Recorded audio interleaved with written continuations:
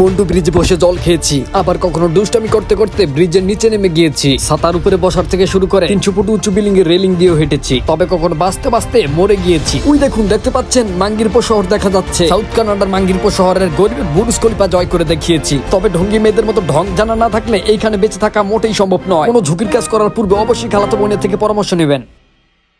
South কানাডার এই জায়গাটা যতটা সহজ ভেবে এসেছি আসলে ততটা সহজ নয়। বাপরে, দেখুন একবার কতটা ভয়ঙ্কর জায়গাটা। আমি জুনিয়র বিয়ার গ্রিলস। আমি এখন রয়েছি সাউথ কানাডার মাঙ্গিরপো শহরে। আমি এখন দাঁড়িয়ে আছি ত্রিপুরা স্রোতপূর্ণ নদীর উপর দিয়ে বয়ে যাওয়া মন্টু ব্রিজে। তবে এইখানকার আবহাওয়া নানির বাড়ির আবহাওয়ার তুলনায় একেবারেই ভিন্ন।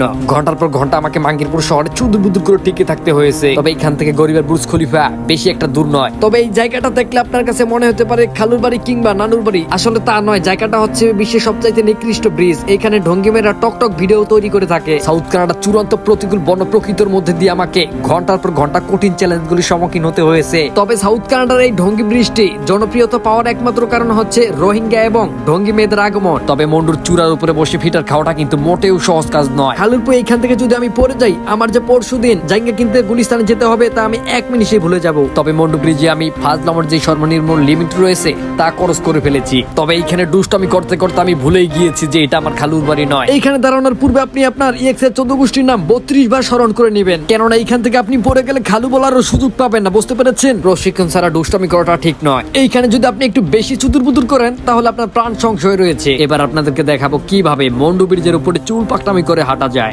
এইখান থেকে নিচে তাকালে প্যান্টটা প্রায় খুলে যায় ভয়ে। বাপরে, আমার বুক ধরপড় ধরপড় করছে। দেখতে পাচ্ছেন? এইরকম চুল পাকনামি করার পূর্বে অবশ্যই খালাতো বোন থেকে এবং কি পণ্ডিতের পরামর্শ নিয়ে আসতে হবে। পণ্ডিতি করার দক্ষতা অর্জন করে না আসলে এইখানে আপনি সবসময় মারা খেয়ে যেতে পারেন। তবে মন্ডু ব্রিজের চূড়ার উচ্চতার দেখাটা যতটা সহজ, এইখানে অ্যাডভেঞ্চার করা ততটা সহজ নয়। এইখানে ঠিকঠাক মতো আপনি ঢং না করতে পারলে আপনার পক্ষে বেঁচে থাকা আনপসিবল হয়ে উঠবে। এইখানে অ্যাডভেঞ্চার করতে আসার পূর্বে আমি আমার খালাতো বোনের থেকে ঢঙের প্রশিক্ষণ নিয়ে এসেছি। তবে আপনার কাছে মনে হতে পারে এইরকম একটি নির্জন উপকূলীয় অঞ্চলে কারা এসে থাকে। এই জায়গাটা হচ্ছে ঢঙ্গি মেয়েদের কারখানা। বিকাল হলে এইখানে ঢঙ্গি মেয়েরা এসে থাকে। তবে খালুরপুর ওই দেখুন, মাঙ্গিরপো শহরের বুর্জ খলিফা একদম এই জায়গা থেকে স্পষ্ট দেখা যাচ্ছে। বাপরে, এইখান থেকে একটু নিচে তাকিয়ে দেখুন। দেখতে পাচ্ছেন? এইখান থেকে নিচে তাকালে নিজেকে চুদির ভাই মনে হয়। তবে জায়গাটা আমার কাছে মনে হচ্ছে মোটামুটি গ্রামের ফাটাফাটি আবহাওয়ার মতো, কিন্তু আসলে এটা তা নয়। সাউথ কানাডার এই মাঙ্গিরপো শহরে প্রতি বছর প্রায় লাখেরও বেশি মানুষ টক ভিডিও করতে এসে থাকেন। খালুর বেটি, এই জায়গাটা দেখতে পাচ্ছেন কতটা ঢালু? এইখান দিয়ে আমাকে পায়ে হেঁটে নামতে হবে। বাপরে, ভীষণ ঢালু। দেখতে পাচ্ছেন একবার? আমি নিচে নেমে এসেছি, দেখতে পাচ্ছেন আমাকে? এই যে দেখুন। তবে এইরকম জায়গা দিয়ে নিচে নামার সময় আপনার প্রাণ সংশয়ের ঝুঁকি রয়েছে। অতএব নিচে নামার সময় একদমই ঢঙ্গি মেয়েদের মতো ন্যাকামো চলবে না। উপকূলীন মন্ডু ব্রিজে একটি মেঘলা ঠাড়া পড়া দুপুর। এইখানে বছরে প্রায় 200 দিন বৃষ্টি হয়। তবে ঢঙ্গি মেয়েদের হাত থেকে বাঁচতে আমাকে ঘন্টার পর ঘন্টা মাঙ্গিরপো শহরে প্রকৃতির সাথে লড়াই করে যেতে হবে। মামুপু, এটা দেখতে পাচ্ছেন? এটাকে বলা হয় বাগলার চক্কা। এইখানে ঢঙ্গি মেয়েরা তাদের ভাতারকে নিয়ে চুদুর বুদুর করতে এসে থাকেন। বাগলার চক্কা একমাত্র ঢঙ্গি মেয়েরা তাদের বয়ফ্রেন্ডকে নিয়ে উঠে থাকেন, কেননা বাগলার চক্কায় নাকামো করাটা একদমই সহজ হয়ে পড়ে। এইখানটা একবার দেখুন, দেখতে পাচ্ছেন? জায়গাটা বেশ দারুণ। এবার আপনাদেরকে শিখাবো কিভাবে ব্যাঙের ছাতার উপরে উঠে চুদুর বুদুর করতে হয়। তবে অনেক সময় ধরে আমি ফাজলামো করতে করতে দুষ্টামি করে ভুলে গিয়েছি। এইবার আপনাদেরকে দেখাবো মানুষকে সুখী থাকতে ভূতে কি লালে কি করে থাকে। বাপরে, আমি মনে করি এইটার উপরে ওঠার চাইতে শয়তানের পাশে আঙ্গুল দেওয়াটা সহজ কাজ। তবে কোনো কাজকে দুষ্টামি করে ভাববেন না, সবসময় ফাজলামো ভেবে যাবেন।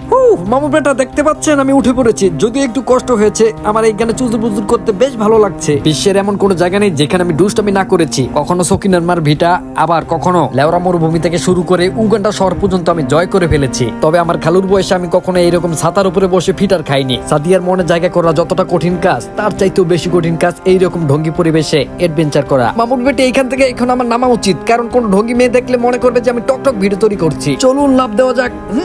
বাপরে, মাথাটা গেল বোধহয়। খালুর বেটা, জায়গাটা দারুণ ছিল, অবিশ্বাস্য। আপনি না আসলে বুঝতে পারবেন না। এখন আমাকে গরিবের বুর্জ খলিফার উদ্দেশ্যে রওনা হতে হবে, কেননা এখানে ক্ষুধার্ত রোহিঙ্গা ঢঙ্গি মেয়েদের আসার সময় হয়ে পড়েছে। একটি কথা জেনে রাখা ভালো, ঢঙ্গি মেয়েরা সবসময় আমার মতো ভদ্র পুরুষ শিকার হিসেবে খুঁজে বেড়ায়। বেশ সময় চুদুর বুদুর করেছে, এবার একটু ওই দিকে যাবো, উপর দিকে। বুঝতে পেরেছেন?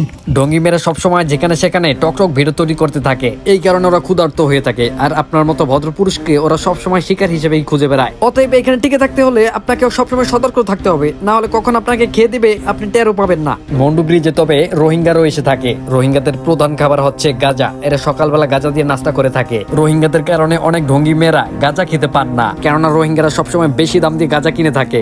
আর টকটকা ঢঙ্গি মেয়েরা এই কারণে গাঁজা কিনতে পান না। আর গাঁজা না খেতে পেয়ে রোহিঙ্গা ঢঙ্গি মেয়েরা মন্ডু ব্রিজে এসে নাচানাচি করে টকটক ভিডিও তৈরি করতে থাকেন। এই যে খালুর উপর দেখতে পাচ্ছেন ঢঙ্গি মেয়েরা কিভাবে টকটক ভিডিও তৈরি করার জন্য সিরিয়াল ধরে চলে এসেছে।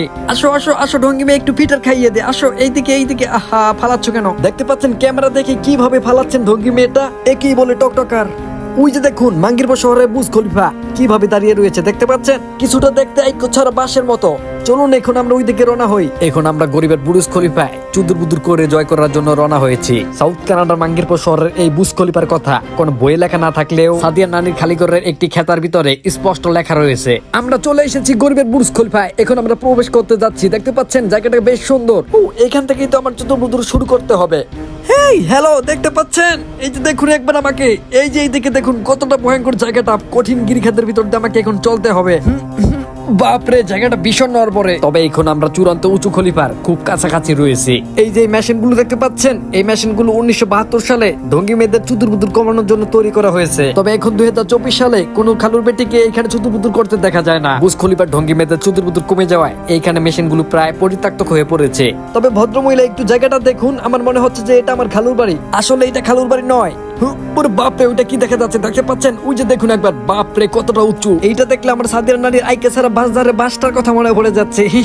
দীর্ঘ সময় চতুর্বুদুর করে পথ চলার পরে অবশেষে আমি গরিবের বুর্জ খলিফায় আসতে পেরেছি। তবে এইখানকার আবহাওয়া মন্ডু ব্রিজের আবহাওয়ার তুলনায় একেবারেই ভিন্ন। এখানে কখনো রোদ আবার কখনো বৃষ্টি, যাকে বলে রং ডং আবহাওয়া। চিকনা চিকনি জায়গাটা বেশ খারাপ নয়। একবার ভাবতে পাচ্ছেন জায়গাটা কিন্তু পুরোটাই লাল। এখন আমাকে লাল পরিবেশের সাথে লড়াই করে যেতে হবে। ওই যে দেখুন এখান থেকে স্পষ্ট মন্ডু বৃষ্টি দেখা যাচ্ছে, দেখতে পাচ্ছেন? ভাবা যায় কতটা দারুণ দেখতে লাগছে। তবে চলুন একটু সামনের দিকে যাওয়া যাক। এইরকম পরিবেশে যদি আপনি চুদুর বুদুর না করতে পারেন তাহলে আপনার জীবনটা লস হয়ে পড়বে। দেখুন একটু এই দিকটা দেখুন, দেখতে পাচ্ছেন কি এরকম দারুণ জায়গা। দেখুন আমার খালুর বয়সে এরকম জায়গায় আমি কখনো আসিনি। উগান্ডার এরকম এক জায়গায় আমি অনেক বহুত দিন আগে এসেছি। 2023 সালের সময় উগান্ডারে এরকম এক জায়গায় আমি আটকা পড়ে যাই। সেইখানে আমাকে একটানা 7 দিন না খেয়ে থাকতে হয় এবং কি আমার গুলিস্তান থেকে কেনা জায়গাটি সেইখানে হারিয়ে আসতে হয়। এবার চলুন একটু উপরে যাওয়া যাক। তবে সাউথ কানাডার মাঙ্গিরপুর শহরের বুর্জ খলিফায় টিকে থাকতে হলে আপনাকে সবসময় ওভার দুষ্টামি করে যেতে হবে, কেননা এইরকম পরিবেশে দুষ্টামি জানা না থাকলে 1 মিনিটও টিকে থাকতে পারবেন না। বাপরে, উপরে জায়গাটা আরো বেশ দারুণ দেখতে। ওই যে দেখুন মন্ডু ব্রিজ স্পষ্ট দেখা যাচ্ছে এখান থেকে। মনে হচ্ছে কোনো ফকিন্নির নাতিনরা টকটক ভিডিও তৈরি করছে ব্রিজে দাঁড়িয়ে। বাপরে, ভদ্রমহিলা একটু এইদিকে দেখুন, দেখতে পাচ্ছেন কতটা উঁচু। এইখান থেকে নিচে পড়লে খালুর নাম ভুলে যাবেন, এটাই স্বাভাবিক। তবে দীর্ঘ সময় ধরে আমি সাউথ কানাডার মাঙ্গিরপুর শহরের সাথে লড়ে যাচ্ছি। গাঁজা খেকেও ঢঙ্গি মেয়েদের হাত থেকে বাঁচতে আমাকে অনেক চুদুর বুদুর করতে হয়েছে। তবে বুর্জ খলিফায় কোনো ফকিন্নির নাতিদের দেখা না পেয়ে আমি প্রায় শিহরিত হয়ে উঠেছি। ভদ্রমহিলা একটু উপর দিকে দেখুন, দেখতে পাচ্ছেন? বাপরে কতটা উঁচু। এইটা মাঙ্গিরপুর শহরের সবচাইতে নির্জন এবং সুদূর এলাকা। আমার মতো চুলপাকনা অ্যাডভেঞ্চারদের এটাই হয়তো শেষ সীমান্ত। ফকিন্নির নাতি একটু এইদিকে দেখুন, বুর্জ খলিফার নলটা কতটা মোটা। বাপরে, আপনার এক্সের 14 গোষ্ঠী সবাই একসাথে এটাকে গোল হয়ে ধরলেও বের পাওয়া সম্ভব নয়। দাঁড়ান একটু এই দিকটা দেখুন। বাপরে, আমার জিহ্বা বের হয়ে যাচ্ছে। নলটা দেখতে প্রায় অনেকটাই মোটা, তবে আপনার বান্ধবীর চাইতে চিকন। তবে বান্ধবীদেরকে জড়িয়ে ধরার চাইতে এইরকম মোটা নল জড়িয়ে ধরা অনেকটাই ভালো। অনেক সময় চুদুর বুদুর করার পরে এখন আমার বাড়ি ফেরার সময় হয়েছে। অতএব আমাকে এখন বাড়ি যেতে হবে, বুঝতে পেরেছেন? মন্ডু ব্রিজ থেকে শুরু করে গরিবের বুর্জ খলিফা পর্যন্ত পায়ে হাঁটার পরে এখন আমার পাগুলি টনটন করছে। তবে অনেকটা সময় সাউথ কানাডার মাঙ্গিরপুর শহরে কাটিয়ে আমাকে এখন বাড়ি ফিরে যেতে হবে। সাউথ কানাডা চূড়ান্ত প্রতিকূল বন্য প্রকৃতির মধ্যে এতক্ষণ কাটাবার পর বাড়ি ফেরার জন্য আর আমার তরস হইছে না। আরো বিস্তার জানতে অনুসরণ করুন নট ব্লগ ফেসবুক পেজ এবং সাবস্ক্রাইব করুন নট এলিজেবল ইউটিউব চ্যানেল।